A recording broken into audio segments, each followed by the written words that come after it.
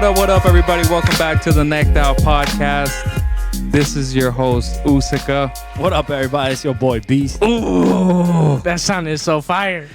Don't introduce yourself. I don't want to hear who you're. They already know who it is, though. The one and only. Damn. So, if I you guys... am Larry Alexander. I'm Larry Alexander, by the way. Yeah, that's Larry Alexander. If you guys haven't noticed... One of the hosts of the Bull Body Podcast. We're back. Kind of. Yeah, kind of. You know, obviously, if you guys didn't notice, if your vaginas didn't get wet listening to Beast's voice, Damn, bro, we coming in hot.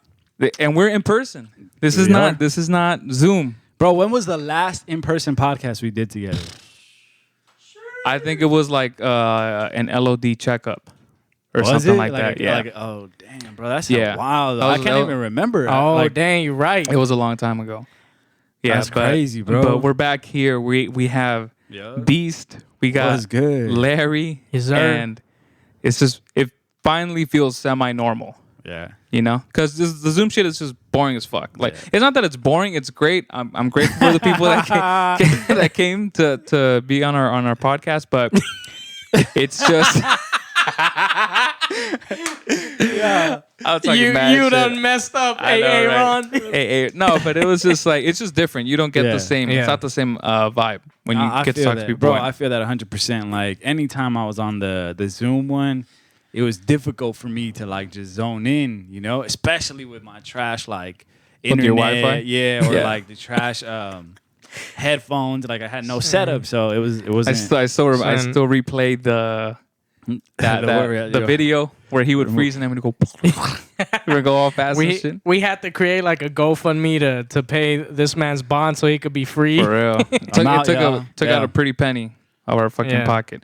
But yeah, dog, we're here. We're back. Yeah. We're here. But why are we here, though? We should tell people how we got here. So check this out. Check this out. How did we get here, bro? So Larry had called me because he wanted to talk shit about one of the podcasts. Oh, I was talking about like why we're doing it in person. No, but I want to explain the context. He wasn't talking shit. He was just critiquing me and giving me feedback. And he was I took that personal. Damn.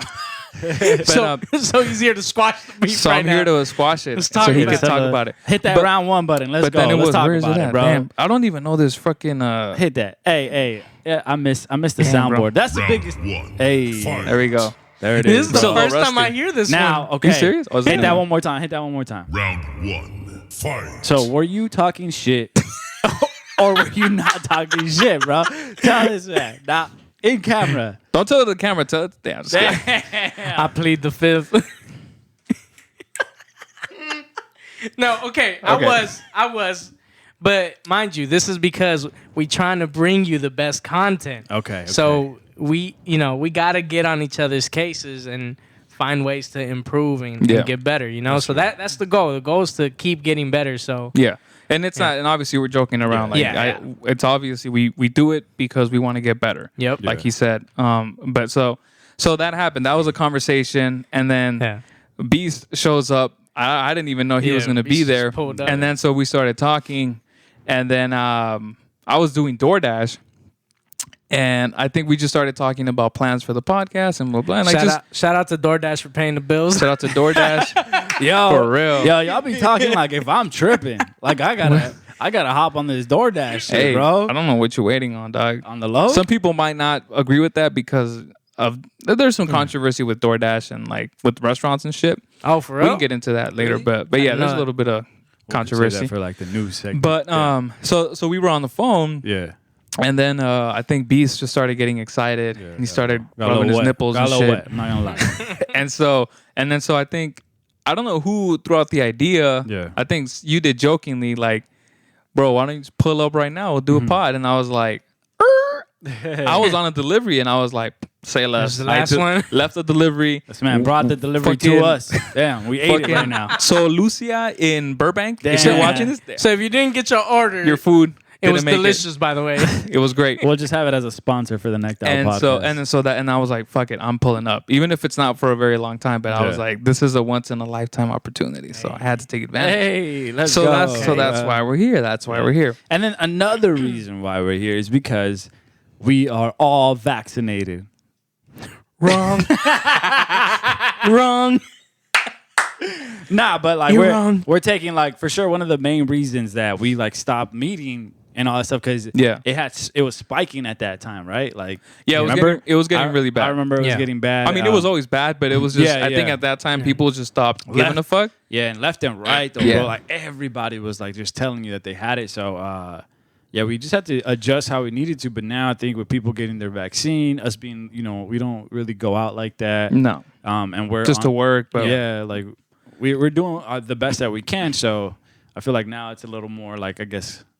It's a little safer. Yeah. It's a little bit safer, yeah. And then it also is going to give us that opportunity to, like, give great content and have great conversation because there's nothing like sitting in a room and just interacting with each other. Yeah. Seeing each other's faces and also feeling it out. So we hope that this episode serves that. Yeah, serves that purpose. Yeah, I agree. So do you want to get right into it? Just dive right in? Damn. Bro, let's do it. So one of the topics that obviously this was very, very last minute, so we didn't have like a week to prepare. Yeah. This is off the top of the dome. This is off the top of the dome. This is freestyle. This man has been watching a lot of Wild 'N Out, so he wanted a freestyle before we even hopped on. He's like, "You got a beat for me or what?" I'm like, I wanted to redeem myself from the last one. Trash ass freestyle he did last time. But so the topic that we're gonna talk about is toxic relationships, but not focused on intimate relationships with your partner, right? Relationships with your friends, because I feel like a lot of people, when they think about toxic relationships, we just assume it's about a guy and a girl, or a girl and a girl, guy and a guy, whatever, right? Your that's intimate all partner. Talked about. Yeah, and I feel like people don't take into account, like, there are relationships, friendships that you have with people that can be just as toxic, if not even more toxic. Yeah. But I've never heard people really talk about it. So we're going to talk about that today. So do you guys have any examples? Yeah, obviously you don't have to name names of a friendship that was very toxic. Beast. Damn, bro. No hesitation, bro. Damn. I mean, there's moments. Damn. Let's get it. Have it out with this. I'm gonna say when you're okay. Yo, I was just joking, dog.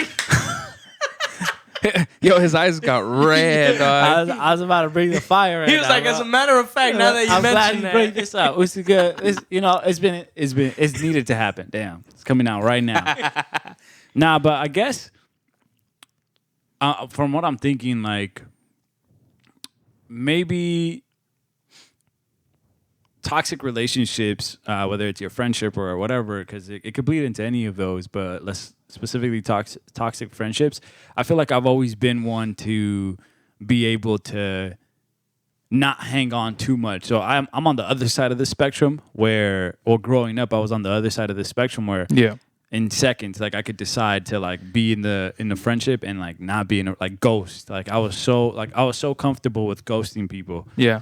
Whether because that was my defense mechanism or whatever insecurity that I was going through at that moment, I felt like ghosting was always going to help me not. So I don't really have a clear explanation of, like, a long-term friendship that I was like, fuck, why am I always hanging out with this dude? Yeah. Or why do I keep this girl so close to me, when she, like, I don't have one of those clear ones.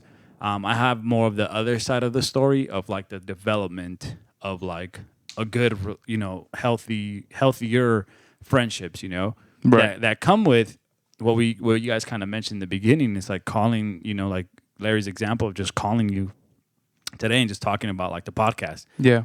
No sort of scheduling needed, no sort of, like, agenda needed, but that's kind of like the community that's built, that's kind of like that underlying thing there that doesn't need that. So at any moment, you guys could call me and be like, yo, Beast, what's up? Like, you're not doing what you're doing. You're not saying this, that. And then I'm like, I'm ready for it because that's kind of like the friendship that we built. Yeah. So for me, I don't really have a clear one. I don't know about you. Like, you got, like, a clear example of, like, a friendship that lasted a little too long? Nah, man. I think for the most part, I think I agree with you. I haven't had.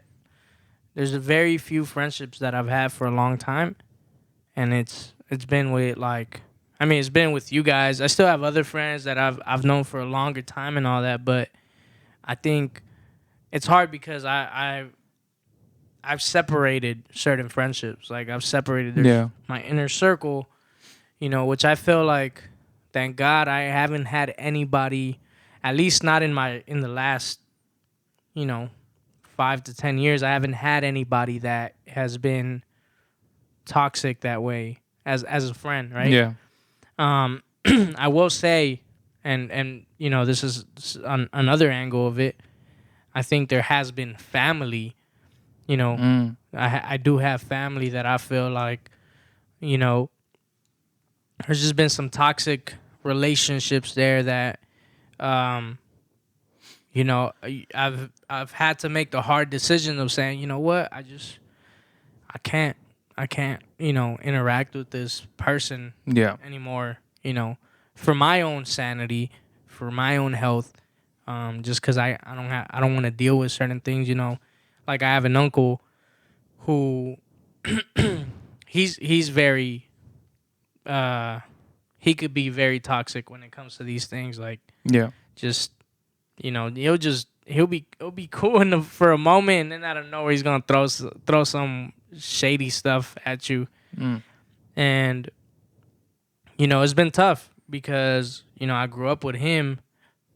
He was always around, but now that I'm an adult, I'm at the point where I can't entertain, those type of interactions and stuff. So I think for the most part, I know what, and sometimes I feel like what, like the friendships that we have now and like interactions like that, like the one we had earlier today, could sometimes seem like ugly, but it's like the opposite of like, it's definitely not toxic. It's on the contrary. And I think maybe what could be toxic sometimes is the passiveness in a friendship. The passivity, I guess. I don't know if I'm pronouncing that right. That's not a word. It's not? No.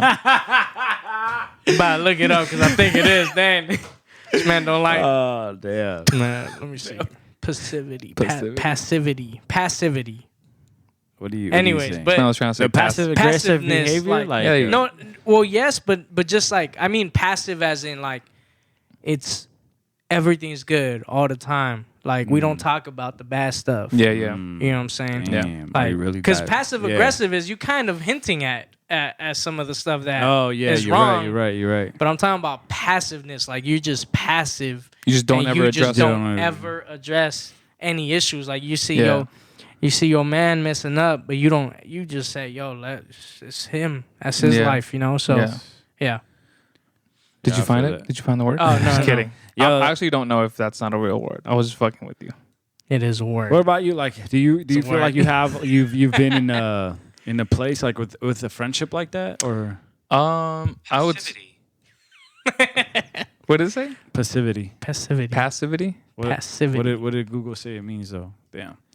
Now I'm interested. Acceptance of what happens without active response or resistance. Got it. Okay, cool. Write it down. You heard it here first. You guys leave this podcast. At least learn a fucking new Passivity, word. Homie. Today's word.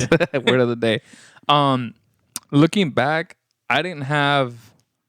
I think naturally, if you're a kid, I feel like, and this could apply to a lot of people.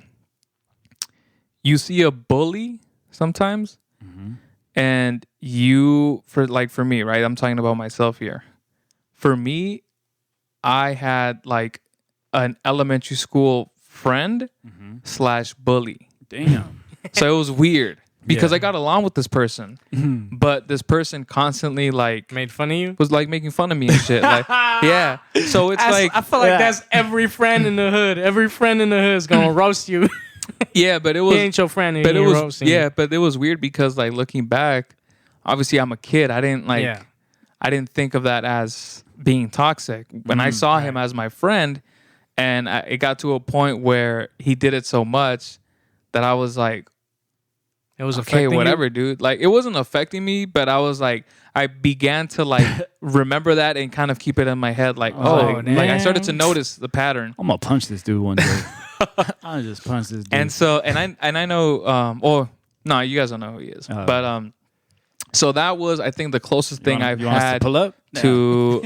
Nah, y'all straight. It's been well, actually, no, it hasn't been squashed. I just don't talk to him. Imagine. What? Bring him on the pod. It's just it's never been It's on the pod. It's never been squashed, but I was just like, yeah, there's no point in like trying to address it, right? Yeah. And so, but I think as we get older, we become better at understanding what kind of people we want to keep in our circle in general. Yeah. Like I have people that I wouldn't even say acquaintances, but I know who they are, and I just don't fuck with them. I don't talk to them. I know who they are. If I see them, I'll say hi, but I don't go out of my way to be like, oh, let's hang out, and you know, like it's just not like that. But I think as we get older, we start to see maybe toxic traits from our parents, our family members, our siblings, maybe even our partners. And they all kind of like not mix in together, but we start to learn like, oh, that's what verbal abuse looks like. You know, and maybe it doesn't come from a partner, but it could come from a parent. And if you have a friend that talks that way, you're kind of like, wait, that's not cool. Yeah. You know, and you kind of either I don't know how many people actually tell their friends like, hey, I don't want to be friends with you anymore. I think most of us we're just like, cool.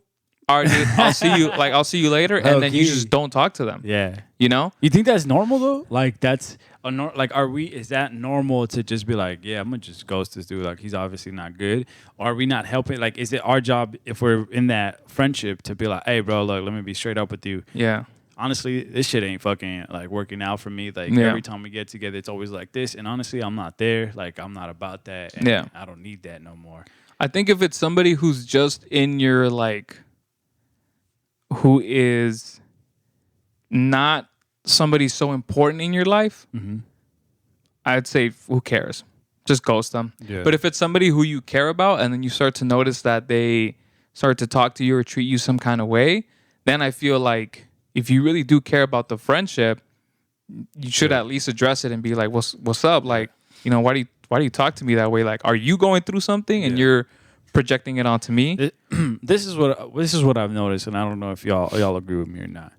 But I feel like friendships that address things like that, like that's where I feel like true friendship comes out. Like, or that's where a bond happens when you are able to kind of be real with each other and talk to each other and say some things that like you guys don't normally say to each other. Like, hey, bro, like, look, that wasn't cool. Like, what you did wasn't cool, or this is how I felt, and like I don't fuck with that way because this is how I registered it as what you said to me, right? Yeah, and something like that. And then now there's that awkwardness for sure of confrontation, that settling in of confrontation that's going on.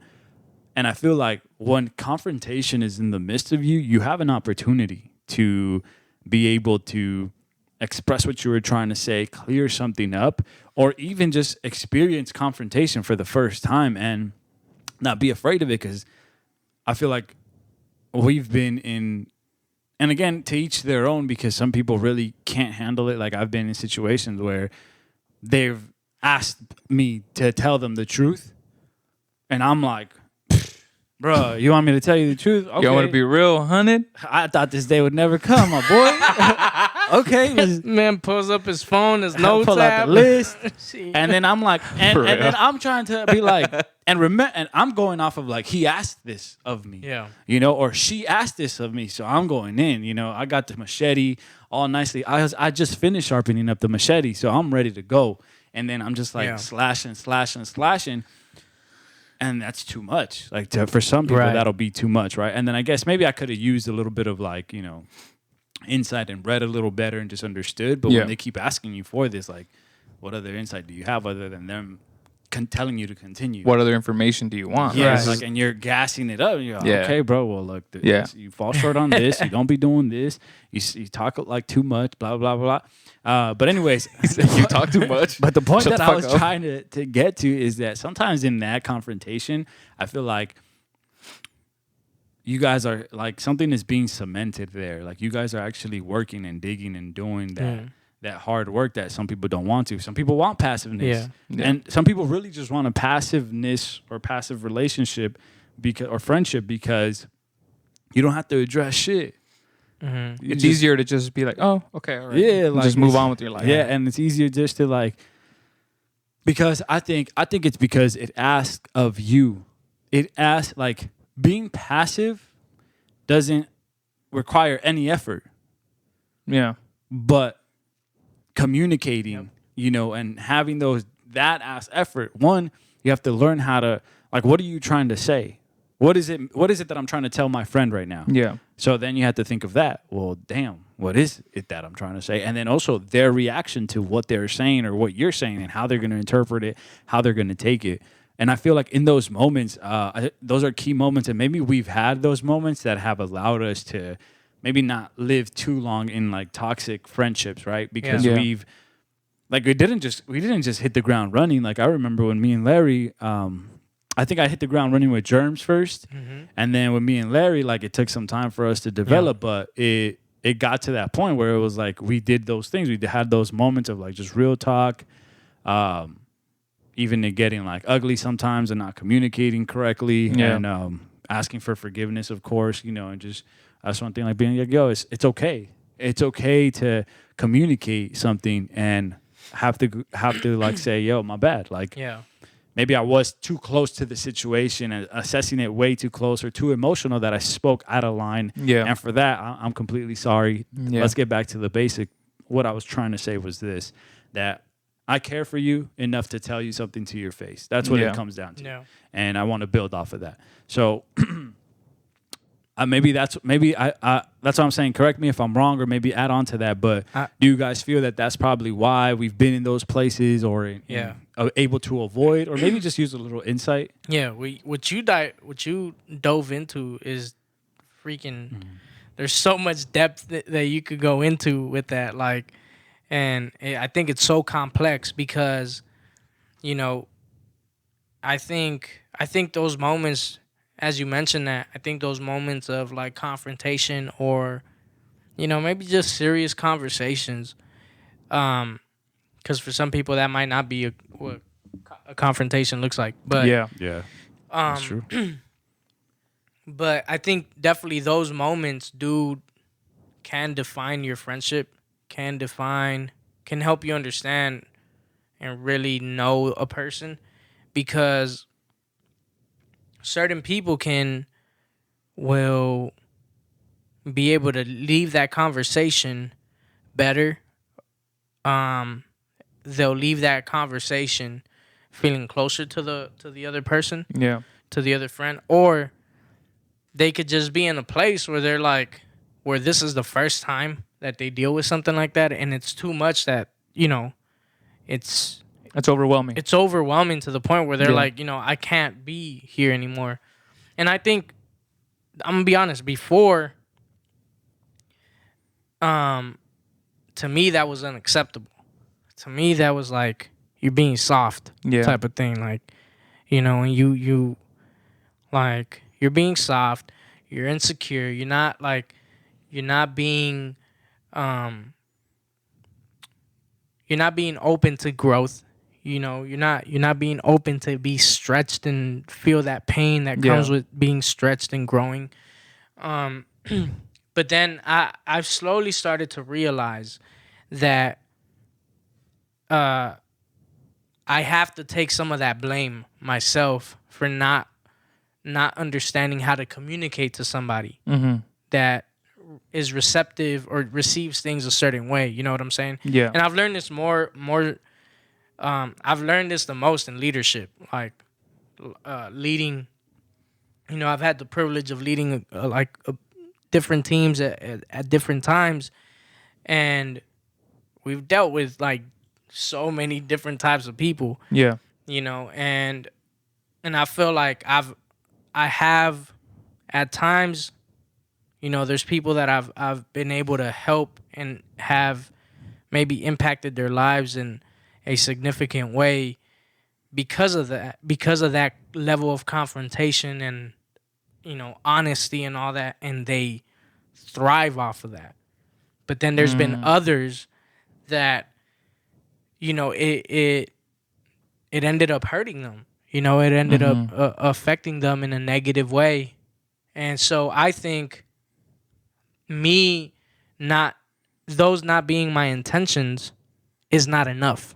Intentions is not enough. It's intentionality as well. Like in the intentionality of how you say it. It's not just your intentions of how, you get what I'm saying. Like, it's not just intentions. It's also how you do it, And I think that's what happens with friends. Like, Beast was mentioning a friend who, I was thinking about the same person, and this is a person that I apologize to personally because of what I just explained. Like, this person asked us to be as real as you can be, and I can be. I sometimes like just get lost in the in the realness, man. Like, and it goes off. I'll go off, dig. man. Like he puts the knife in, and then he'll just keep turning, man. And then by the way, and he won't realize it, and then he'll get lost in some place. And then I'll find another way to go through. Wait, you know what? Actually, this too. Look. Yeah. Now that we're on the topic. Yeah. And so, and again, my intentions are, I wanna help you. I wanna do for you what Beast, Germs, Usaka, Ben, what Ebby, what these people have done for me. I want to do that for you. But then just the level that I do it at, the way that I've done it is different. Has to be adjusted. It has to be, my bad. It's because I thought I saw somebody pass. Salud. So ultimately is that, man. It's understanding the complexity of it. And man, I think there's just those moments where you have to decide, as somebody, like if you're like that, where you just like to be real and straight up, you have to decide whether are you gonna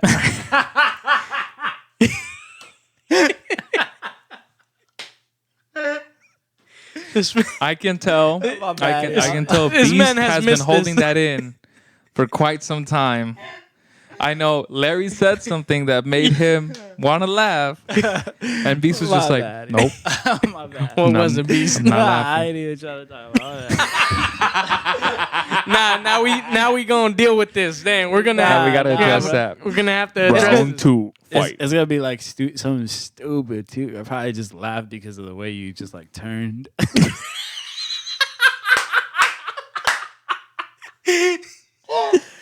Oh my god! The way you blinked was weird. Oh my god! This man blinked with one eye and then the other eye, and then he was like, "What?"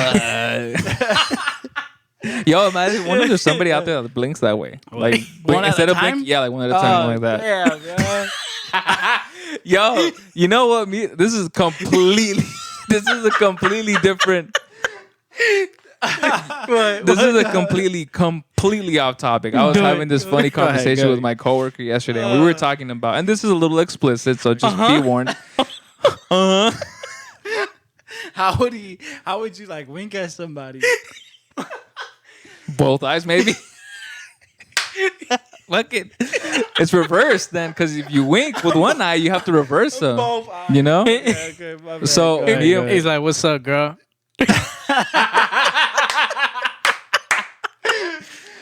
Speaking of something stupid the other day that happened to me regarding blinking, I was really tired that day, and I was at home eating in my dining room, and I had the lights on. And I blinked hard, and for a split second, I was like, someone turned the lights off. No. But it was me just literally going like that. And I really thought somebody had, like, the lights went off. No. And then I opened my eyes, and I was like, somebody turned the lights off. And then I realized, no way, I just blinked really hard, and it went dark. Like, was it like when you It was opened your completely dark. eyes, when you opened your eyes, it was still dark? No, when I no, because I opened my eyes. You've never had that? No, when I opened my eyes, it was regular light. But I thought in that moment that somebody had turned the power off. Well, sometimes, like, if I blink too hard, it'll still, like, take time to, like, adjust itself. Really? My boy, you need to got make problems, an bro. appointment with your optometrist. For real. Okay, well, anyway. All right, so going back to the whole friend stuff, right? Wait, okay, hold on. What a 180, dude. I don't know. I don't know how we're going to get back to that. We'll go back we to can it. get back to it. Yeah, because you're I was thinking professional. this. Damn. I was thinking this. I was thinking maybe it's. Well, I wasn't finished, though. What were you? Was he even Yeah, talking? you were. You had deferred already I to just me. played. I wasn't even talking. Yeah. No, you take over, dog. You All good. right. This is what I was. But I got something to say. Okay. Well, this You is could wait. You hold on. Yeah. What I was saying was, or what I'm trying to say right now is that maybe it's easier for friendships to like it's easier for you to get out of a friendship than a relationship. Like an actual like this is your girl, this is your boy. Yeah. Like a girlfriend and thing like that. So with friendships, you just you either ghost people or you stop hanging out with them as much. You don't like there's And I think that depends too, dog, because what if that person's in your circle? What do you mean? What if that person Oh, I got a good example. What if that person's Example. within your circle So this Yeah. dude that and you're not rocking with that person anymore? damn, But they still come bro. around because of your. Let's say you're not rocking with 'cause me of the anymore, circle? right? Okay. Right? I'll be like, yo, is Larry there? Is Larry pulling up or what? Yeah, but Usaga and Germ still rock with me, and we Nah, I constantly doubt link it. up. I'm just kidding. Yeah. Mm. I have to be like, y'all gonna have to cancel this, man. Damn. Yeah, I'm gonna have to take this. Nah, this man, bro. Y'all keep going, Can you y'all keep believe going. this? This is how we coming back? All right, hurry up, take it and come back. This is how we doing it? Yo. How this man What going? happened? The fucking audacity of Bruh, this I man. can't- dog. Oh, you're here? Who? This is what I was trying to get to. I guess I'll say it again. Basically, I was asking whether it's like easier for a friendship to die out versus a relationship. Because in a relationship, if it's toxic, then there's what the fuck is so funny, bro? Explain your shit, bro. Let's go tell the class. Bro, What's up with you want the floor? Have it. Yeah.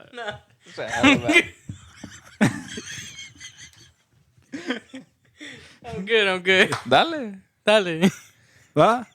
Nah, there.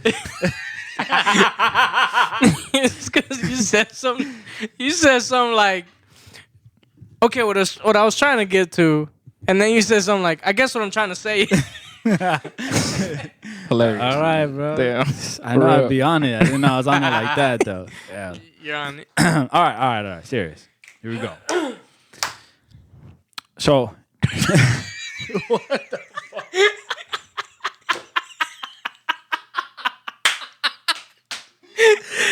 Dog, as play. soon- No. fucking much. As soon as you turn to look at him, laughter. laughing, No. You did. It was him. Nah, I just was him. I just looked at him and he started laughing. Yo, this man saying it's my fault that he's laughing at my face, bro. I haven't even said shit. Bro, for real. Motherfucker's dying over here, bro. I'm gonna tell you why I laughed. It's because Why? he started talking and he turned to make sure I wasn't going.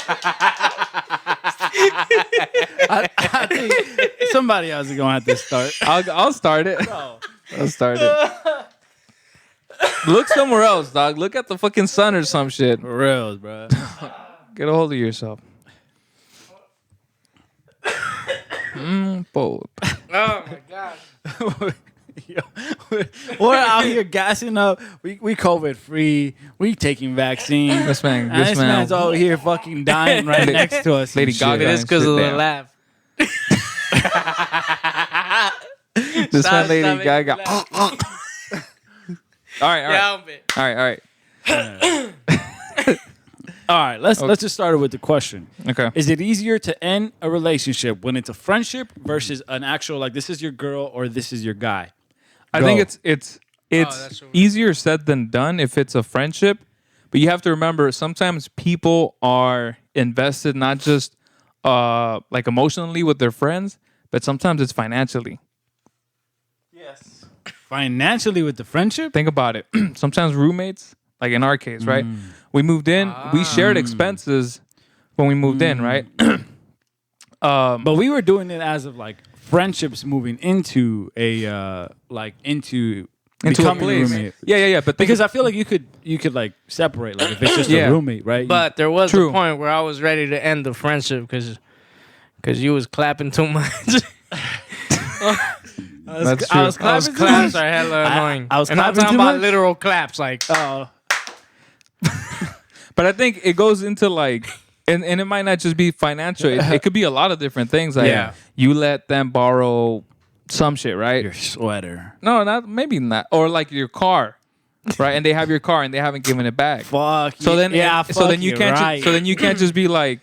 There are some people that are like that. Vader No. taught you how to fucking. What if He you had would, just he fucked would. up his car? You know, would that cause him to end a friendship? Nah, Vader. You know? Vader would have forgiven me. He would have You forgiven me, wish bro. probably, but it could be like Yeah. it might not be just like I feel your that. relationship with them, but it could also be like external factors, maybe something financial. Maybe it's not so much that you have a problem with them, but maybe their friends have a problem with you. Oh, that's what and we were they're in their talking ear about. being like, "Hey, this so and so is like, why are you hanging out with them Yeah, yeah. or hanging out with her?" Type of shit. You No, know? we were talking. We were giving that example, like the circle. Go ahead. Say that example. That we were, That like, what if, for example, let's say like Beast isn't cool with me anymore. We're not friends anymore, damn. but we're still in the same circle. Like I still rock with like Oosika. Oos and Germs. You know, And we get invited to like a like gathering. Right? Yeah, we're gonna be around each other. Yeah. So here's You the know? thing. I have a specific example of that. A person that I'm very close to. I'm not gonna say their name, Say it. but no, but but they were really good friends with another person, and that person we'll call my close friend. Yeah, Jerry. We'll call him Jerry, right? Okay. So Jerry, Like Jerry Seinfeld. yeah, like Jerry Seinfeld, and so Jerry was friends with we'll say Kramer. David. Damn it. So Jerry and David, this man, so Jerry and David are friends, right? So David asked Jerry, like, "Yo, I'm in a tough spot. I know we're cool. Like, can I borrow like some money?" Okay. And it's not like 10, 20 bucks. It's like, It's like some couple hundred- Significant. couple, Okay. yeah, significant amount of money, right? Okay. So Jerry, being the nice person that he is, he goes, What's the deal with you not having money? "What's the deal with being broke? Did you get your stimulus check?" Damn. I haven't. This man was building me up to do that shit because he said Jerry, he said Kramer. They're both did. people from Seinfeld. I'm still waiting for me to introduce a Kramer though, so I'm hoping there's another person to the Well, story. no, that's No, it. It's just okay, these two okay, people. fine. So Jerry and I almost said Kramer. Just do it. Just do it. Jerry All right, and David. Okay, It's okay. Kramer. David- David, Okay. Yeah, David was weak. So Jerry and Jerry, Kramer, Kramer, right? okay. So Kramer was borrowing was money. like, Jerry, with his crazy ass hair, right? Let me hold $20. Let me or $200. And so Jerry goes, "Okay, but I need it back. I need it paid back Yeah, by a certain time, right?" yeah. And then Kramer's like, Yeah, for sure. I got you, bro. Don't worry about Promise. it, right?" So time I just goes need by. to hold it for this day, actually. And then Yeah, and then tomorrow. I get paid on what? Oh, Whatever. that's one of the other things that Kramer was saying. Kramer was like, "I get paid next week. I'll give got it to you you next then, week." right?" So Jerry was like, "All right, bet. We'll see." So then next Friday comes, right? Crickets. Nothing from Kramer. No text message. Nothing. No nothing. little So update like, hey, so I got Jerry- my, I got not my even check. An update. I'm gonna go Nothing. to So the bank Jerry's today. like- You'll be getting your shit tomorrow. nothing. Crickets, bro. Silence of the lambs. Yo, which by the way, I think I owe you some money, huh? You do owe me a little bit. But this is not about you. This is motherfucking Kramer, bro. Yo, by the way, Guess who I am? Just kidding. My name's Jerry. Yo, no wonder this man's bringing it up. Right. No. Here's It is not about. Jerry. Yo, he was slick with it too. He was like, it could be You know, a like a roommate. room. Larry, I was not gonna. It wasn't even my plan to say that. So you burned yourself out. So yes, you tax that ass one of these days. That's why y'all need to subscribe to the Bold Body on YouTube. Help this man get paid, bro. That's the whole Start a point. Patreon. That's the only reason we're starting the I podcast. just need man to, get I just paid. need So you to pay Pay me back $20. the microphone. The Damn. thing. I started saying everything. Hey, I took your car out for a joyride one of these days. You didn't even notice. But so Jerry and Kramer, right? So Kramer was silent, right? And Jerry So Usyk and Larry. Jerry didn't say anything. Jerry was like, all right, I'm going to let it slide. Maybe they forgot or whatever, right? I'm going to let it be. Yeah. And then so a couple days passed by and still nothing from Kramer. Crickets. Fucking Yeah, so Kramer's being real slick. He's being real quiet. And Jerry starts to figure it out, like, let me check up on Kramer real quick, right? Let's see how Kramer's doing. Let's see what's good. Yeah, so Jerry goes, what's up, Kramer? He's like, hey, what's going on? And then so no mention of it. Jerry was like, hey, so, you said you were going to get paid a couple days ago. And he's like, what's good? And Kramer goes, oh, yeah, it's because I had something come up. And but I promise you, I'm going to get it to you soon. I promise you, in 2 days or something like that, right? Mm-hmm. So Jerry goes, all right, bro, I better see that money. Yeah. Better see it. And so then a couple more days pass by, and it turns into weeks. Bro. Turns into months. Bro. Oh, dang. And Kramer is still with the bullshit, right? And Jerry goes, and this, again, Jerry and Kramer are very close. They're good friends, right? So you would think, like, hey, I'm trusting you to pay me back.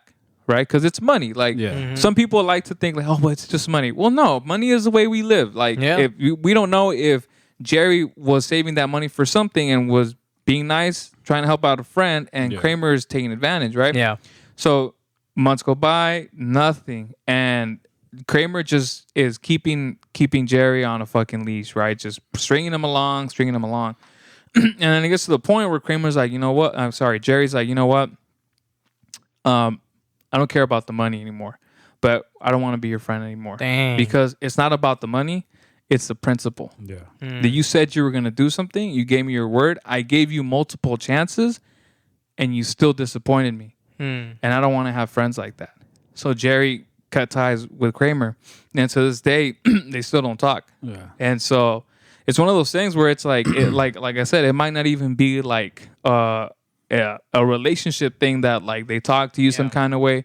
It could be something like money that breaks people up, and like it is kind of like, it sucks to see that happen, but at the end of the day, it's like, what if I'm in a fucking situation and I need that money and I was hoping to have it by the time you said you were gonna give it to me, and now I'm fucked, and you're over here avoiding it and shit. And by the way, Jerry was also telling him like, yo, like, I need the money. Like, now Jerry's like pressing, like, I need you to give me this fucking money. Yeah. And Kramer still had Jerry on fucking bullshit. Damn. And so it's unfortunate, dog, because it's like, if you, like, I'm just trying to figure out what goes through Kramer's head. Yeah. When he asks for money, like, does he know that he's not gonna pay it back? Does he plan on not paying them back? Like, how are you surviving the rest of your these next like, you? It's not like you don't have income coming in. You have it. Yeah. You're just putting it off for I don't know why. So it's shit like that. Like, that is also a sign of a toxic relationship. Yep. Yeah. And actually with Kramer and Jerry, they did have, Kramer is the person in the group of friends in the circle. It's kind of a dick, not very reliable, kind of a bad friend. And so Kramer, from what I know, right, Kramer actually isn't involved with the group at all. And so they kind of like, not shunned him, but a lot of people were just like, a lot of people in the group were like, hey, like, I kind of don't want to fuck with you anymore. I don't know how they handled it, like if they spoke to Kramer, but Kramer's not really like in the picture. So it's shit like that, shit like that, like I said, it's about the principle. Yeah. Like, if I trust you to do something, I'm giving you my trust. Larry? Damn. Yeah, Larry. Yeah, I'm going to get you back, though. Yo, as soon as we pop up, like, yo, bro. Yo, I'm gonna give you triple that. I'm gonna give you triple that. Swears, bro. Oh, you don't pay me with interest? Damn. That's nice. Okay, I see what you're saying. But you get what I'm saying? You get what I'm saying? I get what you're saying. I feel that, like, if in that situation, right, like, it's easy. I feel like, that's probably somebody that you shouldn't want to fuck with, at all, because, like, God forbid you don't have like insight, within yourself, and that shit just sets you off, bro. Like, okay, this man's taking my bread, he's taking my way of living, so I'm gonna have to go, like, I'm gonna have to do something about this. Yeah. You know what I'm saying? And I'm gonna have to do whatever I gotta do about this. I Yeah. ain't getting my money. So So that in itself is a bad relationship because now you're gonna go ahead and do something stupid or something that like is gonna get you into more trouble or something like that to do something like that. So, but and that's how it goes. Like, I mean, you hear stories of like bad relationships and like, stories of like it ending really bad because the point is that it probably ran its course. Now, could Jerry have foreseen this, or is this one of those like occasions? Like, could Jerry have already perceived that like, oh, this dude's kind of like I'm not too sure. Yeah, I think at some point you do have to kind of like take some kind of accountability. It depends, right, by situation. But if you know that, if you've heard, like, let's say, if you've heard that other people have had similar interactions with Kramer, and you still decide to trust them, then it's like you kind of have to be like, you had that one coming, you know? Like, they still shouldn't do it. It's not good for them to do it anyway. But given what you know about them and their interactions with other people, and you still do it, it's kind of like, it's hard to be like, to feel bad. Now, there are cases where you really think somebody, like, you can trust them, and then they fuck you over, and they fuck you over 10 times as hard. And then it becomes like, well, who would have seen that coming? Like, you really can't see it coming. Yeah. But I would also add, too, that sometimes toxic friendships aren't so much people who, like, their interactions with you are negative or they make you feel in a negative way. It could just be that you feel that the friendship, you're not really, if you don't look forward to hanging out with them, I feel like that's some level of what? How do you say? Toxicity?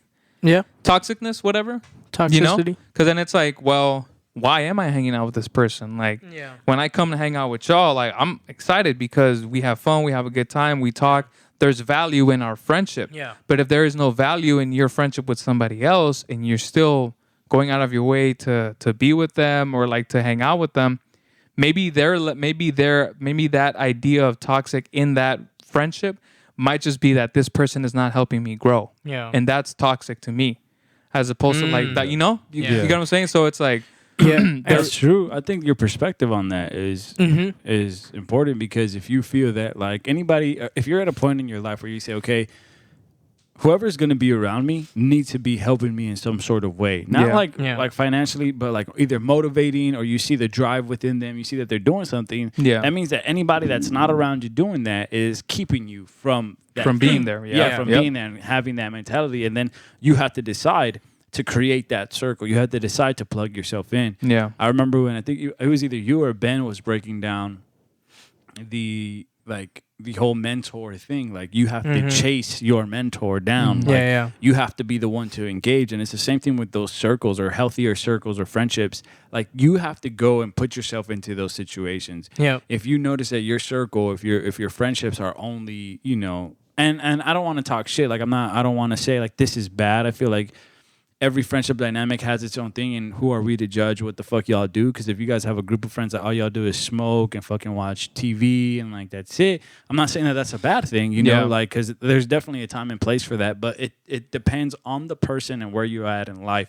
If you feel that you don't need that as much, then you would obviously like try not surrounding yourself with that as much, so that you don't find yourself in those situations. You more so find yourself and put yourself in places that are asking more of you to do things, right? And then you, on occasion, on whatever you feel best fits you, you would go ahead and still have those, because I'm sure they do something to you. I'm sure that friendship dynamic or that setting, like I've been now knowing, like now that I'm in school and like working and doing all these things, bro, I know now that sometimes I need to shut down. I need to shut the brain down. Like it's been working too much. Like I've been go for so long that in itself is exactly what I need. I need to go and just, hey, bro, I'm not trying to have no deep conversation. I'm literally trying to press play on something and like watch something because my brain is like running. Right. So so there's context and there's things to everything. But like, if we're specifically putting it into the factor of like getting shit done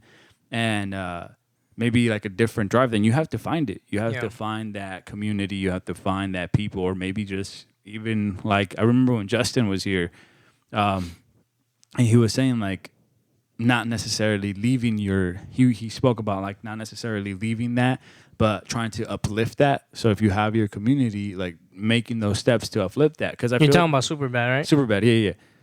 Because we weren't always like this. Remember, like there was times where we were just the only one that was putting in work was Usyka. Yeah. And while we were just like bullshitting, we were like literally wasting Call of Duty hours, bro. Hours. No, I'm talking about back then. Like when you would pull up to the house, to the RLA house. Oh yeah. And you'd be the only one strapped in working. And we would just be bullshitting, bro. We were literally like wasting hours and hours away. Yeah. So well, it seemed like it was time wasted because you could. And I'm saying that because like I think that brought us closer. Those times we were wasting time. It's a way to bond, in a sense, but we're definitely bonding. We're building a friendship. We're building brotherhood. Yeah. You know that.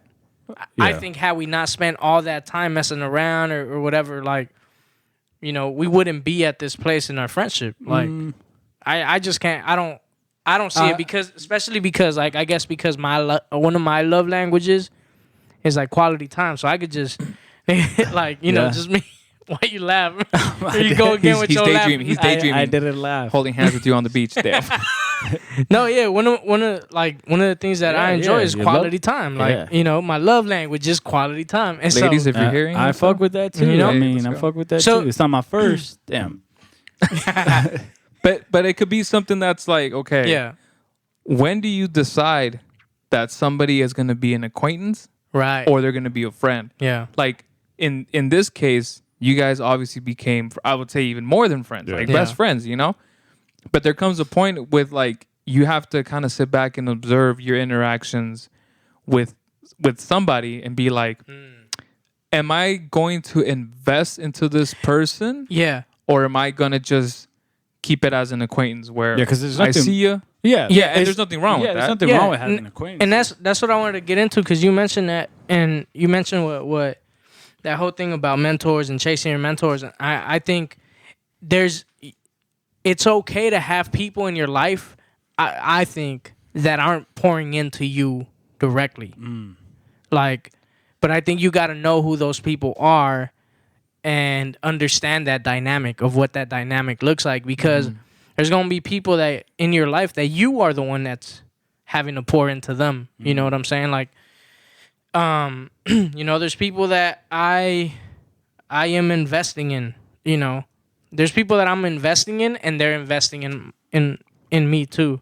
There's other people that are probably not investing so much in me directly, but me investing in them is helping me grow. Yeah. It's helping me be better. But see, that's the thing, that you're getting something of value out of that. There are some people that you can, like some acquaintances, there might be no value there. Like, and I'm not saying that person's time is not valuable, but if you're the kind of person that your intentions are to grow, your intentions are to be a better person, boyfriend, a better business person, then you're spending so much time with a person that's not like helping you in that. Then it's like, absolutely, you're an acquaintance. I see you when I see you. I'm not going out of my way to say hi, but we're cool. Like, there's no tension between us, but I'm not investing time with you when I could be investing it with somebody else who maybe is in the same situation. Yeah.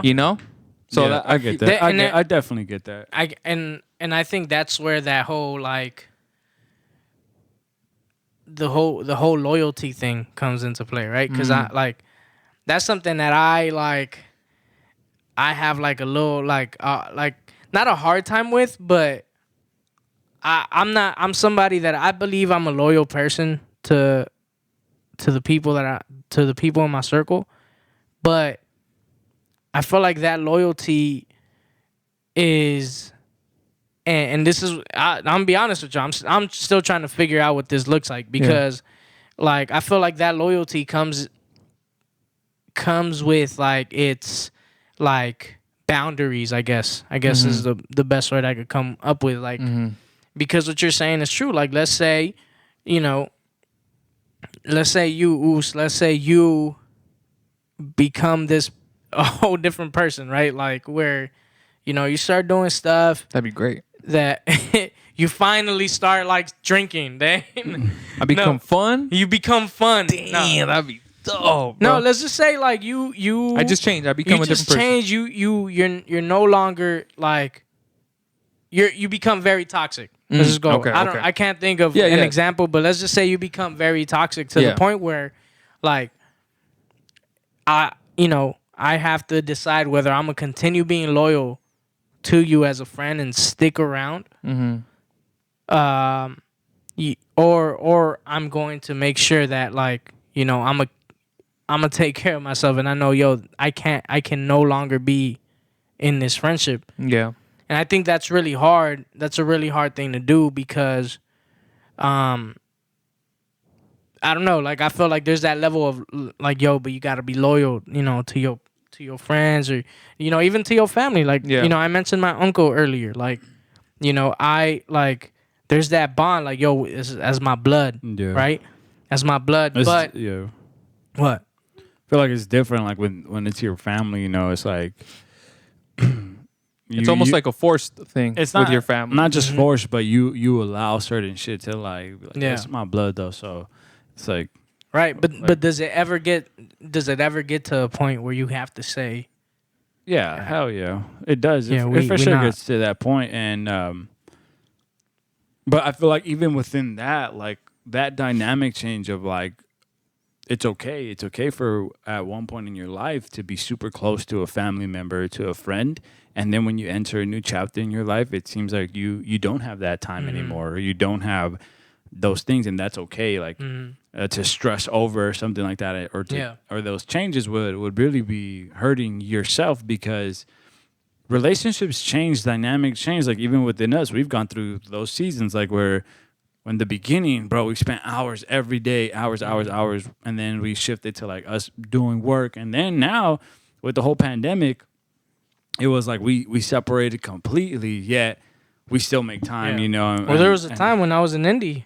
We were completely disconnected. Yeah, and even then, when you were doing that, it also changed the dynamic, but I think we still kept in contact. Yeah. Now there was a moment where you disappeared. Yeah, I disappear frequently though. Like I think that's ghost people. That's my nature. Like, and it has to do with like my past shit. Like it's easy. It was though. I don't feel like you do that anymore. Yeah. That's the thing. I try not to anymore because I'm realizing that like as good as it was for me, because that disappearing keeps you from building deep relationships, so I was always like, well, I can't get hurt because I'm not into any deep relationship. The easiest way to avoid getting hurt is to protect yourself in that way. So I associated that together, and now I'm doing the opposite of that. I'm trying to dive in deep and say, okay, well, why rob myself of an experience? Why rob myself of a time? Because I'm so caught up with wanting this shit to last forever. I want a friendship. I want this feel-good thing to last forever when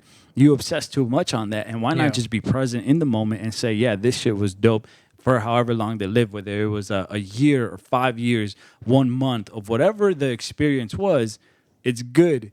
And I don't want to rob myself of those great moments anymore because I feel like throughout my years growing up, I robbed myself from connecting with true people, or like I robbed myself from having a true connection with somebody and experiencing those things that now I fight for it. I want to dive deep. If I'm your friend, if I'm reaching out to you, it's because I really care about you. Like, if I have your number saved on my phone and I'm texting you, if you receive a text message from me, I care about you on a different level. Like if I DM you, there's some sort of like care there, but like phone calls and like text messages. I'm messing with you. Like if I've reached out to you before and send you a text message, I feel like now text has become more personal. When growing up, it wasn't that personal. It was just a quick text. Yeah. And now DM could be like your associates, your people that you associate with sometimes, acquaintances. Yeah. You'll reply something to their fucking post like, yeah, that was funny, or haha, like whatever. Acquaintances, and. It's that thing where those dynamics are okay. Yeah.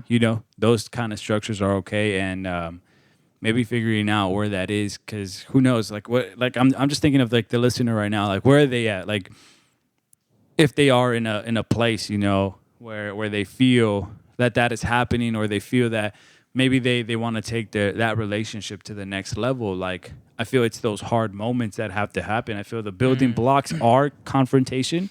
Some building blocks will have to be confrontation. And even speaking about like the dynamics of shit, like, yo, have y'all ever noticed that we just bullshit? Like, we never, like, self-reflection. we never get shit done, and like we always talk about it, but we never do it, right? That's confrontation within itself. Yeah, one of the things I want to actually connect that to with what Larry said is having that conversation in your head about loyalty and observing who am I loyal to and why am I loyal to them? Because there are some people that you build a lot of history with, but at some point they either change or circumstances change them, or you change, or you guys follow a different path. Yeah, and you almost have to be like, okay, well, I haven't spoken to this person in God knows how many years. We don't have a meaningful relationship. I don't even have their number. They kind of just disappeared. If they were to come up to me again and be like, hey, I need $100. Can you help me out? Are you still going to be loyal to them? Even though they've changed, they've probably moved on, they've lost, maybe they've been the ones who purposely cut off their ties with you, and now they're trying to come back because they know, oh, well, Larry or Beast, they're going to help me out because we're dogs. Like, we've been friends forever. You know, like, some people need to have those conversations too with, like, yeah, your homie, like, you probably knew them since you guys were in like diapers or whatever, but somewhere along the line, like maybe when they were 20 or whatever, it just stopped. The friendship just ended, and it's like, okay, where have you been the last like 5 years of my life?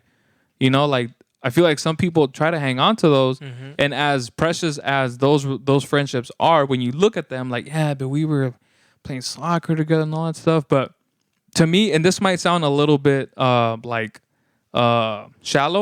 I'm more of a person of like, well, what have you done for me lately? You know, and I'm honest because I'm 29 pushing 30. Yeah. I don't have time to be like... You have to be very selective now with who you spend time with. Exactly. Who I'm loyal to, who I'm going to give a lending hand to. You know, like, if you haven't spoken to me in years and you just out of the blue come up to me and you're like, hey, what's good, bro? Can I borrow your car? Can you pick me up from the airport? And it's like, where have you been all this time, dude? Like, do you even know that I have kids now? Do you even know that I'm married? Like, how involved are you in my life where I should feel like I can be loyal to you and pull through with a favor for you? Yeah. You know, like, I think some people have that. I'm sure a lot of people who are listening have friends that are like, yo, why am I still like loyal to this person? Like, we haven't had a great friendship in fucking who knows how long, and someone over here just came into my life like 5 years ago. They're mad, and they're like, for example, right? With Germs, I met him Germs is a great example. Yeah. I met him a couple of years ago.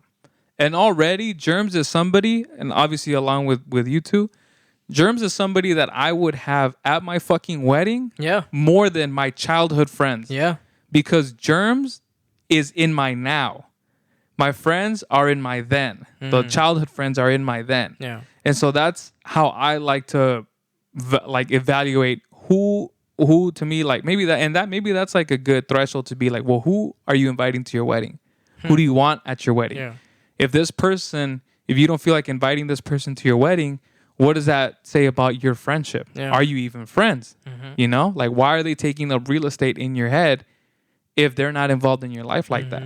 You know, so just things that people should think about. Yeah, because I think we get to that point and we just kind of like, time goes on and we're like, oh, this person showed up out of nowhere. That's interesting because I for me, like, I'm so like I love hanging out with everybody. Yeah, like, you know, I'll hang out with, you know, I'll hang out with anybody, man. And I like thinking that whole thing of like the wedding, you know, for me, when you said that, I was like, well, for me, it's not so much that, because I'd probably invite everybody, you know, like. And that's fine. Like, but, you know, that's a personal decision. Right. But I think for me, in a similar way of what you're saying, is like, you know, when I think about the Germs, when I think about the Usakas, when I think about the Beasts, the Bens, you know, I think about like, yo, these people are, you know, like they're not just gonna be there for the wedding.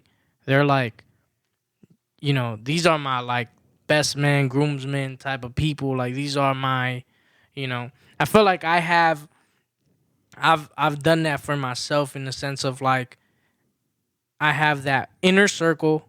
Those are the people that I rock with. Like, and then everybody else, I'm cool with you. Like, Yeah. And I'll spend time with you, and I'll you know, as much as I could. Yeah. And because especially what you're saying is so true. Like now, you gotta like we're at a place where you gotta say no to some people. You gotta say no to some things, and that's right. That's why I'm glad I asked that whole thing about loyalty, because, you know, I think some of us have been taught, like, have made loyalty like number one type of thing. Like you don't break that. Yeah. You know, you stay loyal. You know, like where I seen it, which is in some way a friendship / relationship in a way, is like with my church.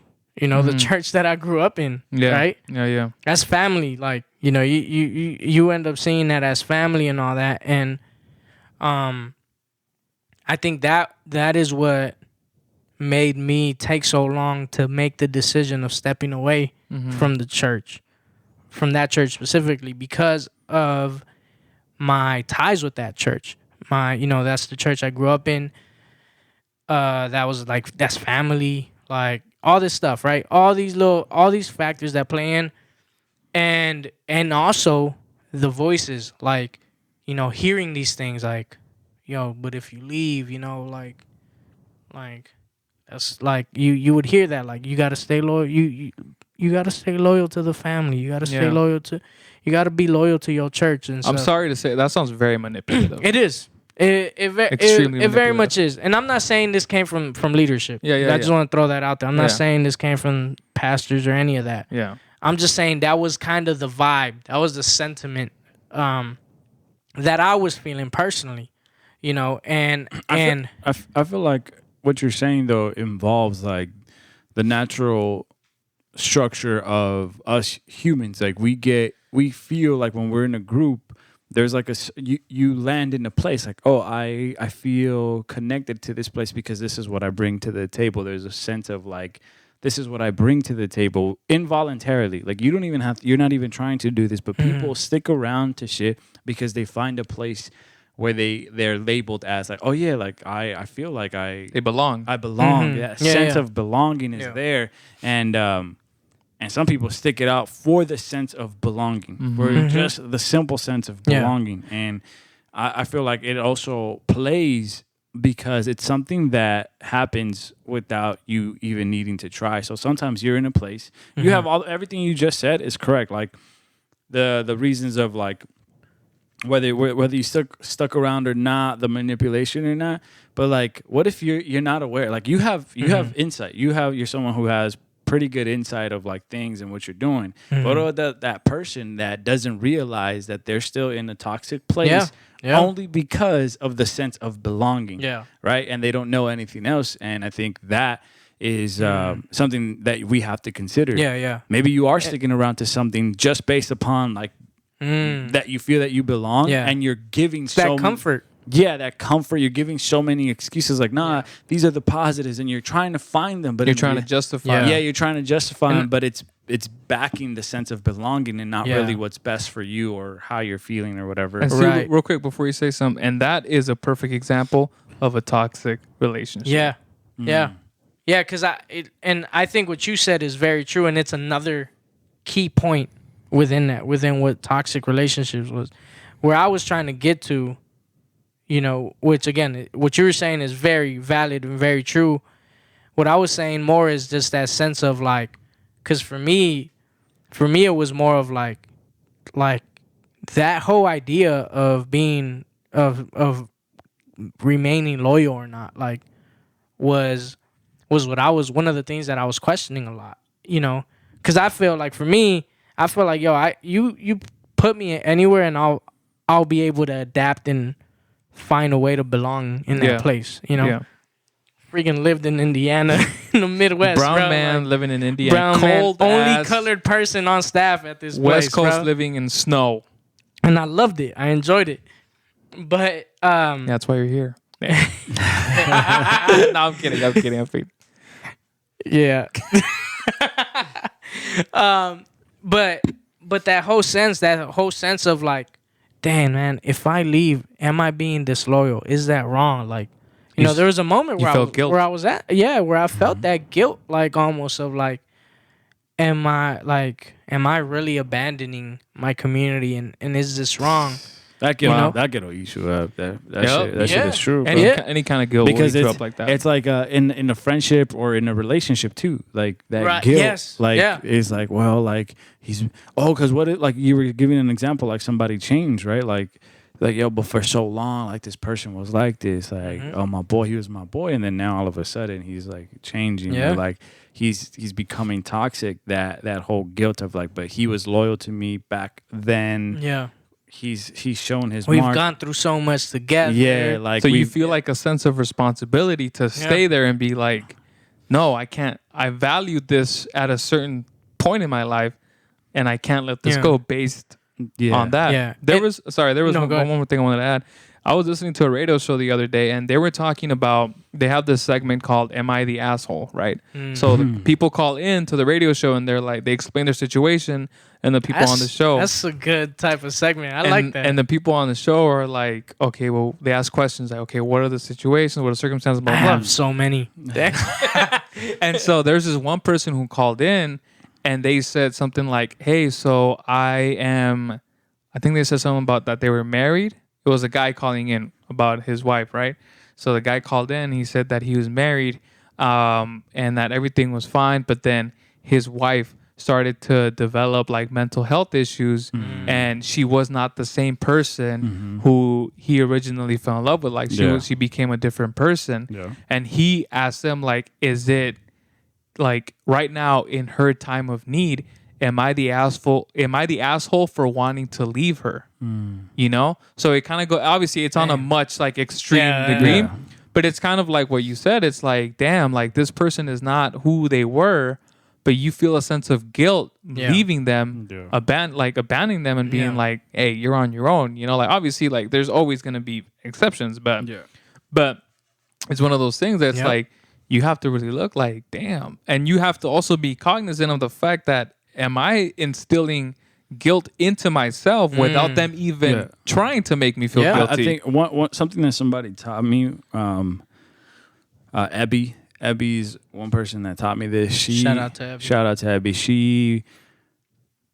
I was basically like getting on somebody's case, right? I was like, this person like is not stepping up. This person not doing this. This person is that. Like, why are we investing? Why are we doing blah blah blah blah blah blah? Yeah. And then she was like, okay, well, if you want it so bad, then how about for the next 3 months, you're the one that's investing in that person.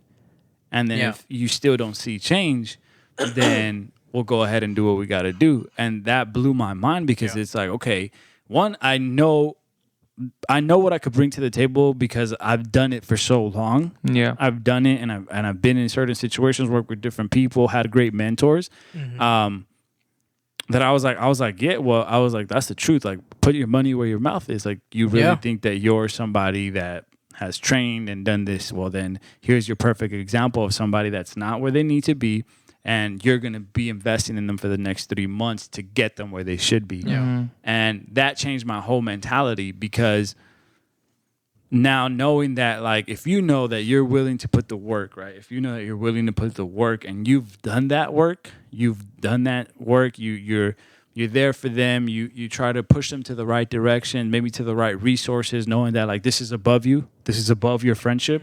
Your friend doesn't need you. They need a therapist or they need counseling or they need something more. Yeah. And you're pushing for that and you're informing and yet they're not taking those decisions. Then that's how you can evaluate and kind of relieve some of that guilt from yourself because you know, oh shit, I've done my steps. Yeah. I've been there for you where I got those scary phone calls. I've helped you out when you needed food or whatever. And I've also pointed you to the right direction and set you up to meet this person to give you a job, or like I've done my part and you're still fucking up, or you're still not adding, then I feel like that'll relieve some guilt. You could say, yeah, you know what? I've done my best. I did what I needed to do. And for me, I found out that like, yeah, I was tripping. I literally, you don't need, I was too close at like all these negative things, and I just wanted the quick fix to like get them out. Like, like why aren't you at my level already? And then the easy way to fix it is get you out of my sight, because now you're out of sight, out of mind. No one has to deal with you. Yeah. It's harder to take that and do the investment and know that you have to walk with this person and build them and do these things and be there for them. So, one way that what I'm trying to say is that, like, to relieve your guilt, maybe you're in that place where you listening to this, you know that example of that toxic friendship or that toxic person that's in your life at the moment, and you know that you've tried before and that guilt is there. Well, maybe that's one way to try to combat that, is realizing like, okay, let me give this 3 months of my intention, my pure intentions of like trying to make this better or trying to really help it. But if you've done it, if you've exhausted those avenues, then you could probably expect the same thing to happen, because the same thing to keep happening and another year to go by, and it might even develop worse, you know? Yeah. It might become worse than what it is. I'm glad you brought that up, because that is a great approach to take, because I'm kind of the opposite, where I'm just like, if I don't see anything from you at all, I'm considering it done. Yeah. And that is the easy way out. Yeah. You know, it's just to be like, well, I don't have, like, some people might have the time for it to be like, you know what, I want you to be here for your growth, you know? And then some people like me are more just like, I'm 28, I'm 30, whatever the fuck, I'm 35. You need to be there, or I'm not going to hold your hand. Yeah. Because I've had moments with not necessarily friends, but with people who are supposed to be professional in like a working environment. And I'm like, dude, if you're not pulling your weight, I'm not here to baby you, because I'm making the time. I only have 2 hours here, 1 hour here, whatever. I'm not here to baby anybody. Yeah. You know, like you should have been prepared already coming here. Yeah. And it's not my responsibility. He's talking about me again. I'm not. I'm actually not. You know what? No, I know you're not. I think you're projecting, dog. What do you mean? Because I'm actually not talking about you. Projecting all this guilt. Oh, yeah. Nah, I'm playing. I was playing. But no, I'm getting nervous. You're smacking the mic now. He said, that's dropping everything. But like, you know, and so it's two completely different perspectives where, you know, it literally depends on the person who is in that situation, you know. No, go ahead. That's what I wanted to get to. Because I think ultimately it comes down to that. Like, it comes down to, you know, again, like I'm a person, a man of faith, right? So I see it, I define it as having discernment, like discerning, you know, which you don't got to be a Christian or any of that to understand that. Yeah. But like just discerning, just understanding, like, you know, the situation, understanding the relationship, and saying, all right, is this a person that I need to get out of my life? Yeah. And I need to break ties with? Is this a person, you know what, maybe I'm the one that needs to put in more effort? Maybe, you know, because sometimes I feel like, you know, you never know, man. Maybe that person is an introvert, and that person has never, you know, been at that communication level that you're at. So they're having So what you're saying is you have to be the one to tell them, like, hey, like, maybe tell them, meet them where they're at. Yeah. Meet them where they're at, or tell them, hey, like, what am I doing wrong? Like, how can I help you? As opposed to being like, this is how you can help me or help the organization or whatever the hell. Is that what you're trying to say? And you know, pretty much. I mean, there's so many options because there's so many different like scenarios, because, you know, there's been moments, like, for example, with like my relationship with Beast, you know, it's been moments where we've had to, like, he's probably had to figure out like when, you know, how to respond or how to speak on certain things in certain ways when he's addressing me, right? Yeah. And vice versa. There's been times. Talk to your daddy. Damn. Like, I got an example. There was one time where, like, I I forget what we were talking about, but it was Beast, Germs, and I. Mm-hmm. We're in the car, right? And as we were saying earlier, and as Usuka experienced earlier today, I'm the type, like we said, I'm gonna go in, and I keep going in, right? And I think I'm being helpful. I think I'm I'm trying to do you some good here, you know. And there's been many times where I haven't been able to read, you know, like, yo, you got to stop. Like, that's enough, you know? And I remember there was one time where I was going at this man, like, I was going in. I was going in, bro. And it got to the point where Germs was like...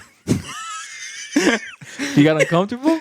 No, then Germs was like, yo, shut up, dog. Like, just stop, bro. That's enough. He was like, "Arre, stop." Damn, bro, cut it out. And it was one of the first times. It wasn't the first time, but it was definitely one of the first times where it was like, right? It was like a little more like heated type of conversation. You don't remember that one exactly? I don't remember that one. Me and Beast have had that conversation before. This man's so pissed. He was so pissed. He's repressed it. You know? And then there's... No, it's I don't remember because I feel like I've been in so many with you, like, and with Jer. Bro, we've been in rooms, and you've experienced this with me. Yep. Where we've been in rooms, it's hot. Like, and I remember like it's been so hot that someone ends up saying some bullshit. Like, someone ends up saying some shit, and then like the best thing that I feel like we developed within that is knowing that sense of forgiveness or that sense of like thing. And I remember I would say some stupid shit, right? And then Germs would be like, hey, hold on. Like, or Larry or somebody would be like, hold on, that's not, hold on, you got to see it like this. And then they would give their perspective and they would check me and they would be like, yeah, because what you're saying is insensitive or what you're saying is like this, bro, blah, blah, blah, blah. They go in and then I'm like, no, you're right, my bad. I spoke out of turn. You're right. I was out of pocket. I was out of pocket for sure, my bizzle.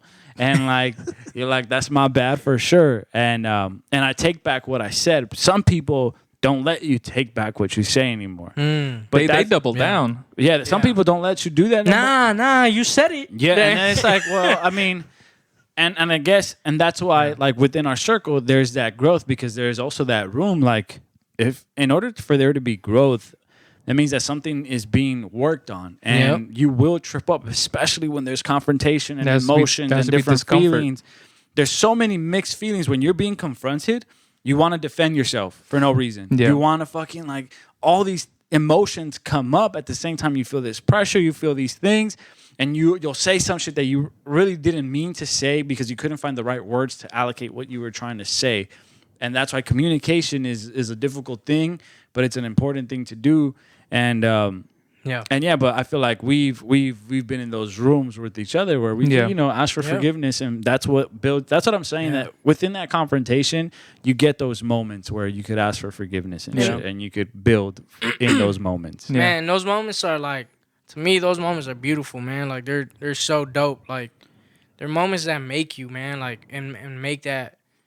Like I said, it could either break the relationship or make the relationship. You know, because Like, I feel like, for example, with us, again, like, we've said stuff to each other where it's been like, yo, like, if you're the type of person that is maybe toxic or just not in the best place, you could take that conversation and say, yo, like, I don't want to be friends with this person anymore. Yeah. You know? But because we understand, I think we've understood, yo, this man's telling me this because this man cares for me and knows I should be doing better or I could be doing better. Like, I feel like that's just made our bond even, stronger. And we're able to have those, man, we've had those conversations, everywhere and stuff. And like, and in different scenarios and different things, work environment, friendship environment, and this and that, and so I think it comes back down to that, just discerning, just understanding, like, yo, how am I going to talk to this person? What's the type of, because, again, like the way Usuka speaks to me, the way me and Usuka communicate is not the way Usuka and Beast communicate. Yeah. There's a slight difference maybe. There's a difference here, there's a difference there. You know, like the way we speak, the way Germs and I communicate versus the way Beast and I communicate, different. You know, and then you got the other thing, you know, other people in your life. So you just gotta understand. And I'm always the type that I'm not gonna end something or make a decision just so abruptly. Like it's gonna take time. It's gonna be something I have to sit with. Like I'm not gonna end the relationship based on just my emotions. I'm gonna go and talk to Beast. Like I'm having some trouble with this person. Like, you know, what am I like? How do you see it? Yeah. Yeah, this person isn't good for you, man. Gotta like, go. You know what I'm saying? Yeah. Or nah, man, you tripping. Mm-hmm. You should be, you know, fixing things up and whatnot. So I feel it. It starts with self-reflection. Like in many other things, it needs to start with like, how is this friendship? How do I see this friendship? How does it make me feel? What have I gotten out of this friendship? Has it made me grow? Yeah. Has it hindered me? Has it negatively impacted me? And then that's when you start to look at like, how do you move forward? Whether you keep trying to nurture that friendship, or maybe you resurrect it, or you kind of like, you know what, I've done what I can. Like you said, I've given it 3 months or whatever, however long, and this is as far as it's gonna get.